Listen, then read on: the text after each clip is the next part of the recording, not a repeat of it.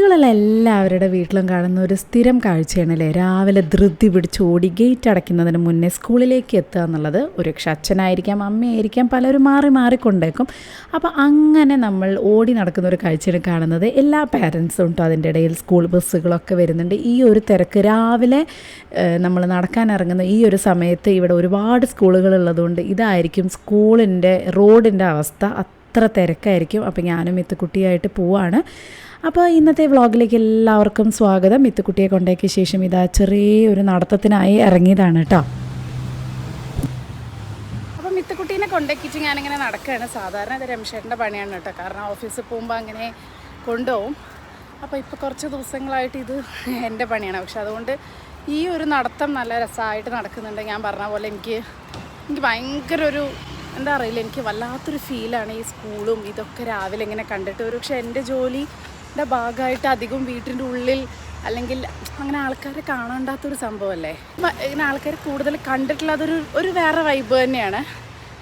അപ്പോൾ ഓരോന്നിനും അതിൻ്റേതായ ബുദ്ധിമുട്ടുണ്ടെങ്കിൽ ഞാൻ സ്കൂളിൽ പോയിരുന്ന സമയത്ത് വിചാരിച്ചിരുന്നു വീട്ടിൽ ഇങ്ങനത്തെ ജോലിയാണെങ്കിൽ കുറച്ചും കൂടെ നല്ലതല്ലേ, രാവിലെ എണീറ്റ് പോകേണ്ട. അപ്പോൾ എല്ലാത്തിനും നമുക്ക് എന്താ പറയുക, ഇക്കരെ നിൽക്കുമ്പോൾ അക്കരെ പച്ച എന്ന് പറയുന്ന പോലെയാണ്. പക്ഷെ വല്ലാത്തൊരു പോസിറ്റീവ് ഫീലിംഗ് ആണ്. അങ്ങനെ നടന്നു പോകുന്നതിനിടയ്ക്ക് ഇതുപോലത്തെ കുഞ്ഞു കുഞ്ഞു കടകൾ കാണാം. ഇപ്പോൾ ഇത് ഒരു തമിഴ് കടയാണ് കേട്ടോ, തമിഴരുടെയാണ്. അപ്പോൾ ഇവിടെ നല്ല ഇഡ്ഡലിയും അതുപോലെ ഉഴുന്ന വടയും കിട്ടും. നല്ല തിരക്കാണ്, രാവിലെയൊക്കെ നല്ല തിരക്കാണ്. കുറച്ച് നേരം ഉണ്ടാവുള്ളൂ, 1-2 മണിക്കൂർ ഉണ്ടാവുള്ളൂ, അപ്പോഴേക്കും എല്ലാം കാലിയാവും.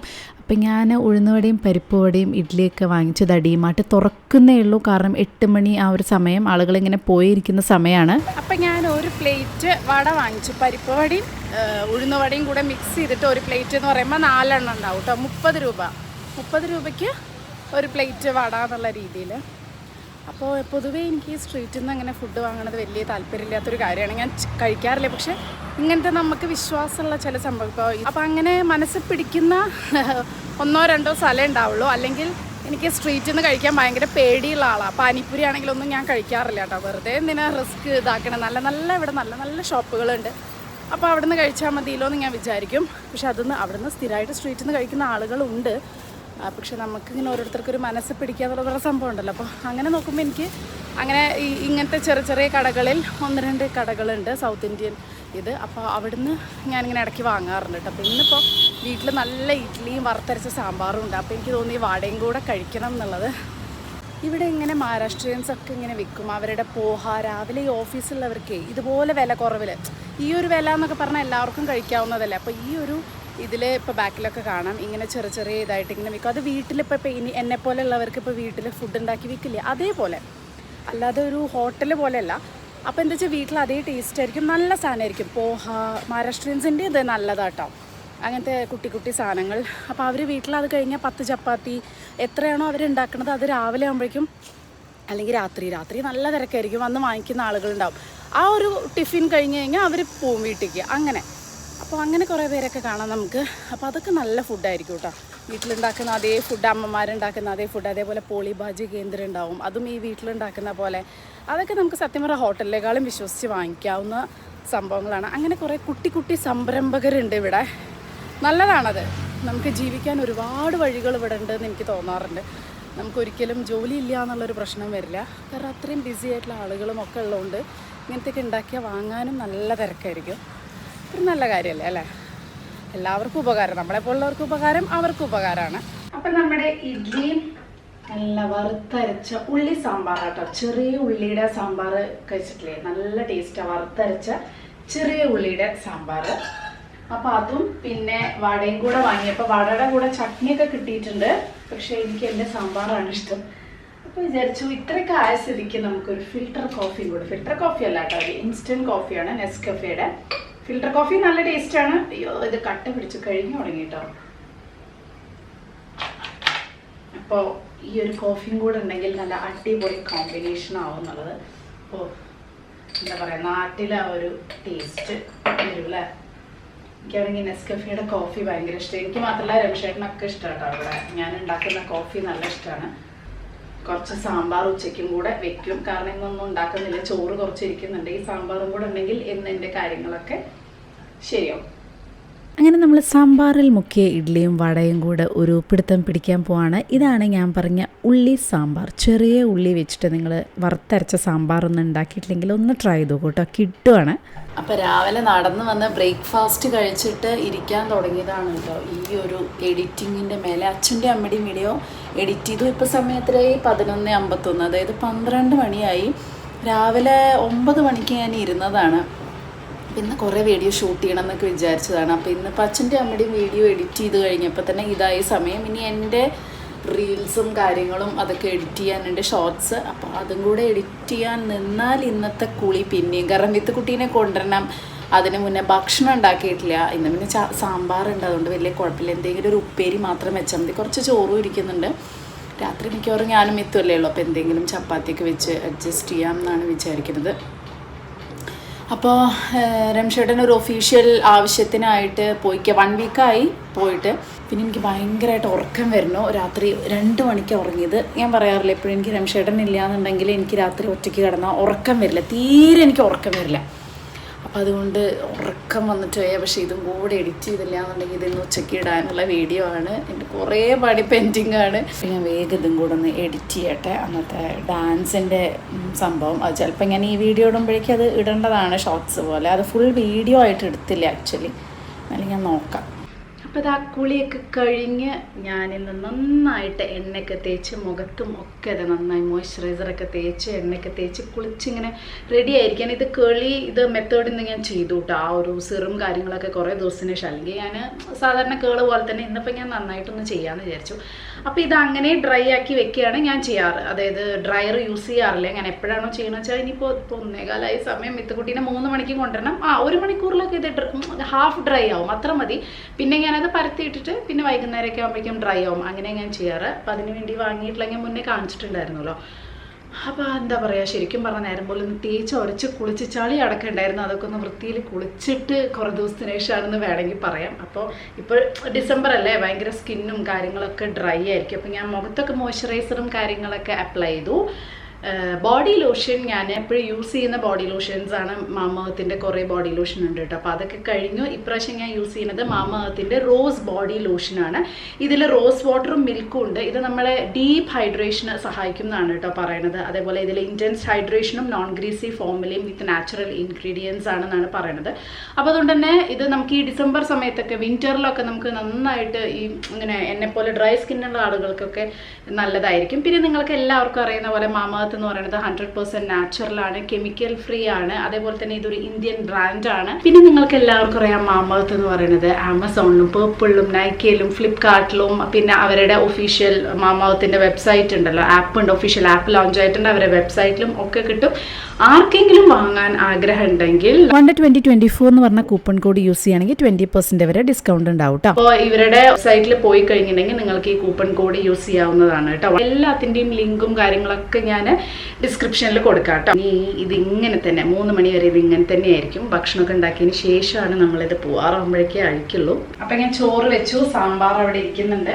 കുറച്ച് എനിക്കുള്ള കോവയ്ക്കുപ്പേരി, കാരണം വൈകുന്നേരം ആകുമ്പോഴേക്കും പിന്നെ മിത്തുവിന് ചപ്പാത്തിയും മുട്ടക്കറിയും എന്തെങ്കിലും ഉണ്ടാക്കാമെന്ന് വിചാരിച്ചു. രാത്രി അധികം നമ്മളത് ചപ്പാത്തി ആയിരിക്കും. ചോറൊക്കെ വെക്കുക എന്ന് പറഞ്ഞാൽ വളരെ സങ്കടമുള്ള കാര്യം. കാരണം അര ഗ്ലാസ് എടുത്തിട്ടാണ് വെച്ചിരിക്കുന്നത്. ഒരാൾക്കല്ലേ വേണ്ടു. ഒരാൾക്ക് വെച്ചാൽ ഇനി നാളെ ഉച്ചയ്ക്കും ഇത് തന്നെ ഞാൻ കഴിക്കണം. അപ്പം പിന്നെ കൂട്ടാൻ വേറെ ഉണ്ടാക്കണം. അപ്പോൾ കൂട്ടാൻ പിന്നെ ബാക്കിയാവും. ഉച്ചയ്ക്ക് ആകുമ്പോൾ എന്താ പ്രശ്നം എന്ന് വെച്ചാൽ പ്രത്യേകിച്ച് കാര്യമായിട്ട് നമുക്കൊരു സ്പെഷ്യൽ ഉണ്ടാക്കാനോ നമുക്ക് ഒന്നിനൊരു ഇൻട്രസ്റ്റ് തോന്നില്ല. പിന്നെ ഒരാൾക്കായിട്ട് ഉച്ചയ്ക്ക് കഴിക്കുക എന്ന് പറഞ്ഞാൽ ഈ വർക്ക് ഫ്രം ഹോം എന്നുള്ള ഓപ്ഷൻ നിന്നോടുകൂടി ഉച്ചയ്ക്കിലത്തെ കാര്യം, മറ്റേതായിരുന്നു ഉച്ചയ്ക്ക് ഓഫീസ് വർക്ക് ഫ്രം ഹോം ആണെന്നുണ്ടെങ്കിൽ എന്തെങ്കിലുമൊക്കെ ഉണ്ടാക്കേണ്ടതുണ്ടാവും. ഈ ഒരു സംഭവം നിന്നോടുകൂടി ഒന്നുമില്ല. ഉച്ചയ്ക്ക് എനിക്ക് സത്യം പറഞ്ഞാൽ ഞാൻ ഇവരുടെ കൂടെ 2 ചപ്പാത്തി ഉണ്ടാക്കും. വല്ലപ്പോഴും ഈ പറഞ്ഞ പോലെ നമുക്ക് ചോറ് കഴിക്കാൻ ആഗ്രഹം ഉണ്ടാവുമല്ലോ. രാത്രി ആകുമ്പോൾ പിന്നെ ആർക്കും അങ്ങനെ ചോറ് വേണ്ട.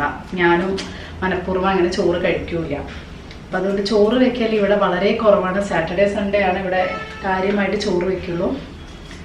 അപ്പം ഞാനിവിടെ കോവയ്ക്ക ഉപ്പേരി, ഇവിടെ എനിക്ക് മാത്രം ഇഷ്ടമുള്ളൊരു സാധനമാണ് കോവയ്ക്ക ഉപ്പേരി.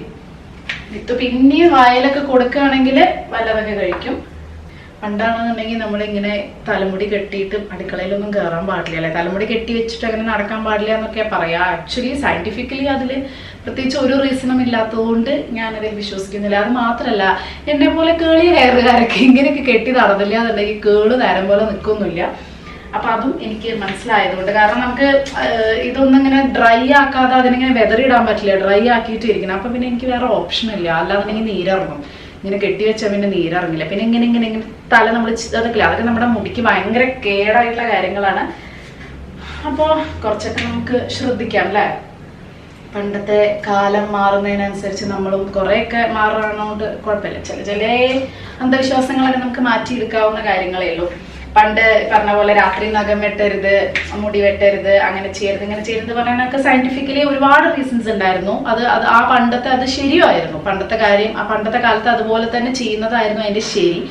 പക്ഷെ ഇന്ന് നമ്മുടെ സാഹചര്യങ്ങൾ മാറി, ഇന്ന് അതിൻ്റെ ടെക്നോളജീസ് മാറി. സോ അന്ന് പറഞ്ഞിരുന്നത് ഇന്ന് പ്രാവർത്തികമാക്കേണ്ട യാതൊരു ആവശ്യവുമില്ല.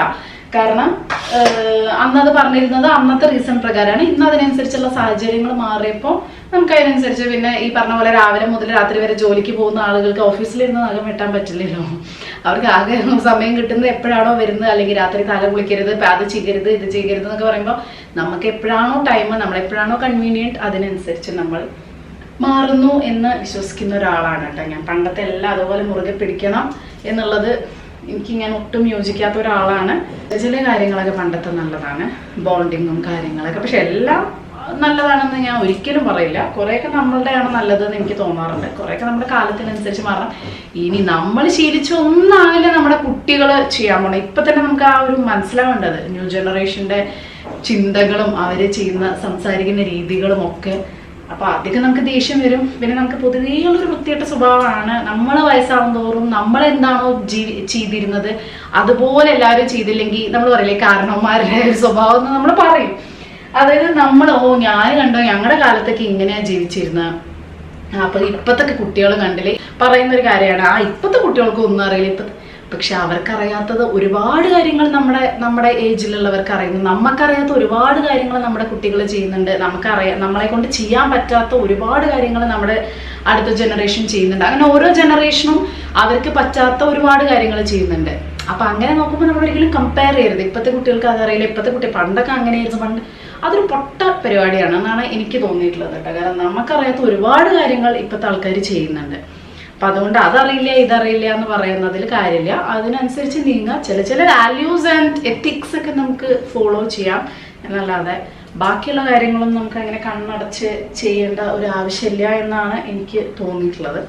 എന്താണ് നിങ്ങളുടെ അഭിപ്രായം എന്ന് പറയൂ കേട്ടോ. പിന്നെ ഓരോരുത്തരുടെ ചിന്തയൊക്കെ ഓരോ പോലെ, നിങ്ങളുടെ അഭിപ്രായം കൂടെ പറയാം. ഓരോരുത്തരുടെ ചിന്ത ഓരോ പോലെയാണ്. പക്ഷെ നമ്മൾ വിചാരിക്കുന്നത് മാത്രമാണ് ശരി, ബാക്കിയുള്ളവർ അപ്പം അതിനനുസരിച്ചല്ല ചെയ്യുന്നുണ്ടെങ്കിൽ അവരെ തെറി കളയുന്നു. ഈവൻ യൂട്യൂബിലടക്കം കാണുന്നൊരു കാര്യമാണ്. ചിലവർ നല്ല അടിപൊളിയായിട്ട് ജീവിക്കാൻ ആഗ്രഹിക്കുന്നവരാകും, ചിലപ്പോൾ വളരെ മോഡേൺ ഡ്രസ്സ് ഇടാനും, ചിലർ ഓരോരുത്തർ ജീവിത രീതി ഓരോ പോലെയല്ല. പക്ഷെ അതിൻ്റെ ബേസിൽ ഒരാളെ അളക്കുക എന്നുള്ളത് ഒട്ടും ശരിയല്ലാത്തൊരു കാര്യമാണെന്ന് എനിക്ക് ഫീൽ ചെയ്തിട്ടുണ്ട്. നമ്മൾ വിചാരിച്ചത് നമ്മൾ പഠിച്ചത് മാത്രമാണ് ശരി, അതുപോലെ എല്ലാവരും ജീവിക്കണം എന്ന് വാശി പിടിക്കുന്നത് ശരിയല്ല. അപ്പം ഇനി പറഞ്ഞിരുന്ന എൻ്റെ ഉപ്പേരി കരിയും. അപ്പം ഇങ്ങനത്തെ ടോപ്പിക്സ് ഒക്കെ സംസാരിക്കാൻ എനിക്ക് ഭയങ്കര ഇഷ്ടമാണ് കേട്ടോ. ഇവിടെ ഞാനും രമേശേട്ടനും മിത്തുക്കുട്ടിയും ഒരുപാട് സംസാരിക്കുന്ന ടോപ്പിക് ആയതുകൊണ്ടാണ് ഞാനിത് ഇടയ്ക്കിടയ്ക്ക് എൻ്റെ വാക്കുകളിൽ വരുന്നത്. കാരണം ഞങ്ങളുടെ ഡിസ്കഷനിൽ, ഞങ്ങൾ 3 പേരുടെയും ഡിസ്കഷനിൽ ഇങ്ങനത്തെ ടോപ്പിക്സ് ഒരുപാട് ഉണ്ടാവാറുണ്ട്. ഞാനും രമേശേട്ടനും തമ്മിൽ എപ്പോഴും ഉണ്ടാവാറുണ്ട്. മിത്തുക്കുട്ടിയായിട്ട് ഇപ്പോൾ ഉൾപ്പെടുത്താൻ തുടങ്ങി. അപ്പോൾ നല്ലതല്ലേ, നല്ല മാറ്റങ്ങളല്ലേ. പണ്ടൊന്നും നമുക്ക് ഇല്ലാത്തൊരു കാര്യം അതായിരുന്നു. അതുകൊണ്ട് ഇത്രയും വർഷം എടുത്തു ഇതൊക്കെ ഒന്ന് പഠിക്കാൻ. കാരണം പണ്ട് നമ്മൾ ആരുമായിട്ട് ഡിസ്കസ് ചെയ്യില്ല, നമ്മളോട് ആരും ഒന്നും പറയില്ല, അതുപോലെ തന്നെ ജീവിക്കുക, അല്ലാന്നുണ്ടെങ്കിൽ നീ കുടുത്തം കെട്ടത് എന്നുള്ള രീതിയിലാണല്ലോ നമ്മളെ പറഞ്ഞു പഠിപ്പിച്ചിരിക്കുന്നത്. പക്ഷെ ഇങ്ങനെ ചെയ്യുമ്പോൾ എന്താ പറയുക, നമ്മുടെ കുട്ടികളും എത്ര മാറും അറിയോ, അവർക്കും എത്ര സന്തോഷമാവും, അവരും എത്ര നല്ല ഹ്യൂമൻ ബീങ് ആവും, അവരും എത്ര നല്ല ഇതാവും, നമ്മളും എത്ര മാറും. കുറേയൊക്കെ മാറ്റും. ട്രൈ ചെയ്തു ഒരു ഫാമിലി കോൺവെർസേഷൻ, കുട്ടിയായിട്ടാണെങ്കിലും എന്തായിട്ടാണെങ്കിലും കുട്ടികൾക്കാണെങ്കിലും നിറയെ ബുക്കൊക്കെ ഒന്ന് വാങ്ങിച്ചു കൊടുക്കും കേട്ടോ. അവർ കുറേ ബുക്സൊക്കെ വായിച്ച് നന്നായിട്ട് വളരട്ടെ. ഈ പണ്ട് മുതലേ സിസ്റ്റം മാത്രം ഇങ്ങനെ ഒരു കുറേ വർഷങ്ങൾ പോകുന്ന ശരിയാവില്ലല്ലോ. കുറേയൊക്കെ മാറട്ടെ കുട്ടികൾ. അങ്ങനെ ചോറും സാമ്പാറും കോവയ്ക്കുപ്പേരിയും കൂടെ ഉണ്ടാക്കി കഴിഞ്ഞപ്പോൾ എന്തുകൊണ്ടൊരു ഓംലെറ്റ് ആയിക്കൂടാന്ന് വിചാരിച്ച് നല്ല നാടൻ തട്ടുകട സ്റ്റൈൽ ഓംലെറ്റും കൂടെ ഉണ്ടാക്കി. ഇങ്ങനത്തെ ഒരു പാൻ ഇപ്പോൾ വാങ്ങിച്ചതാണ് കേട്ടോ. ഇങ്ങനെ ഡീറ്റെയിൽ വീഡിയോ ഞാൻ ഓൾറെഡി കാണിച്ചിട്ടുണ്ട്, എന്നാലും ഞാൻ വേണമെങ്കിൽ വേറെ വീഡിയോയിൽ ഇടാം.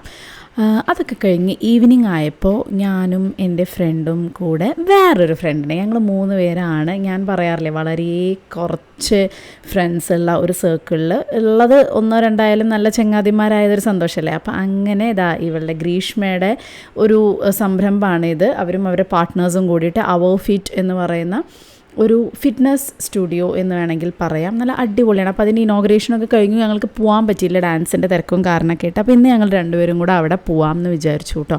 അപ്പോൾ ഞങ്ങൾ എന്തായാലും ജോയിൻ ചെയ്യാൻ പോവാണ്. ഇവിടെ എനിക്ക് ഭയങ്കരമായിട്ട് ഇഷ്ടപ്പെട്ട കുറേ കാര്യങ്ങളുണ്ട്. മെയിനായിട്ട് സാധാരണ പോലെ വെറും ജിമ്മ് മാത്രമല്ല, നമ്മുടെ ഹിറ്റ് വർക്കൗട്ട് ഉണ്ട്. അതേപോലെ തന്നെ അപ്പോൾ ആ ഒരു സെഷനാണ് ഇപ്പോൾ നടന്നുകൊണ്ടിരിക്കുന്നത്, വർക്കൗട്ട് സെഷൻ. ഖാർഗറുള്ള ഏരിയയിൽ, നമ്മുടെ ഏരിയയിൽ താമസിക്കുന്ന മുംബൈയിലുള്ളവർക്ക് തീർച്ചയായിട്ടും ട്രൈ ചെയ്ത് നോക്കാം കേട്ടോ. അപ്പോൾ ഡെയിലി 2 നേരവും യോഗ, സുംബ, ബോളിവുഡ് ഡാൻസ്, ഫിറ്റ്നസിൻ്റെ ഡാൻസ് കാര്യങ്ങൾ, അങ്ങനെ കുറേ കാര്യങ്ങളുണ്ട്. ഇവരൊക്കെയാണ് ഇതിൽ 2 പേര് പാർട്ട്നേഴ്സ്. ബാക്കിയും കുറേ പേരൊക്കെ ഉണ്ട്. അപ്പോൾ ഒരുപാട് രസകരമായ സംഭവങ്ങളുള്ളതുകൊണ്ട് ആളുകൾക്ക് ബോറടിക്കില്ല. എല്ലാതും ഡെയിലി 2 നേരം 2 സെഷൻ വെച്ച് നമുക്ക് ചെയ്യാം. അപ്പോൾ എനിക്കിത് ഒരു നല്ല അടിപൊളിയായിട്ട് തോന്നി. അടിപൊളിയായിട്ടുള്ളൊരു സംഭവമാണ്.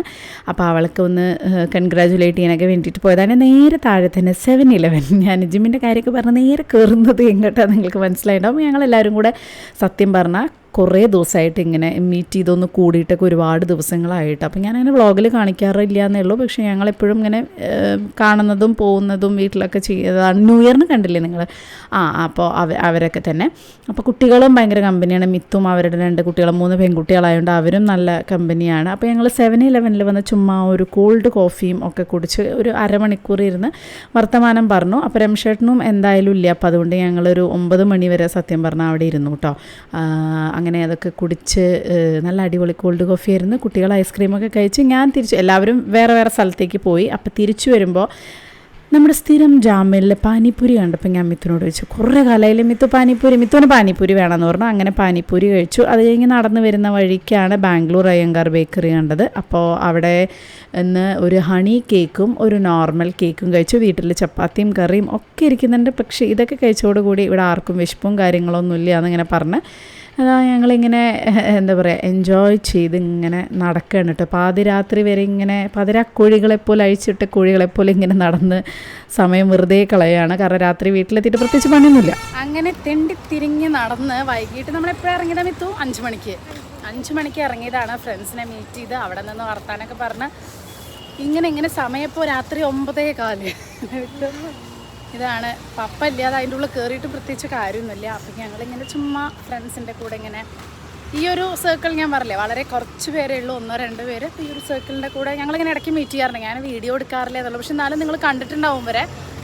അപ്പോൾ എൻ്റെ കൂടെ നാട്ടിലേക്ക് ഗുരുവായൂർക്കും ഒക്കെ ഉണ്ടായിരുന്നില്ലേ, അപ്പോൾ അവരുടെ കൂടെ ചെറിയ ഇനിയിപ്പോൾ മിത്ത് പറയേണ്ട രാത്രി ചപ്പാത്തിയൊക്കെ ഉണ്ടാക്കി വെച്ചിട്ടുണ്ടായിരുന്നു. അതൊന്നും വേണ്ട, വയറ് ഫുള്ളായി എന്നിങ്ങനെ പറയുന്നുണ്ട് അല്ലേ.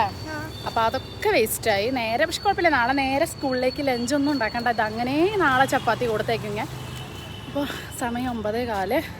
ഇനിയിപ്പോൾ പ്രത്യേകിച്ച് പണിയൊന്നുമില്ല. ഇനി നേരെ കിടന്നുറങ്ങാം, അത്രയേ ഉള്ളൂ. അപ്പോൾ ഇന്നത്തെ വീഡിയോ എല്ലാവർക്കും ഇഷ്ടപ്പെട്ടെന്ന് വിശ്വസിക്കുന്നു. ഞങ്ങൾ 2 പേരും മാത്രമുള്ള കുറച്ച് ദിവസങ്ങളിൽ ഒരു ദിവസം ഒന്ന് കാണിക്കാൻ പറ്റി. ബാക്കിയുള്ള ദിവസങ്ങളൊക്കെ ഇതുപോലൊക്കെ തന്നെ ഇങ്ങനെ പോവും. അപ്പോൾ അത്രയേ ഉള്ളൂ. ബൈ.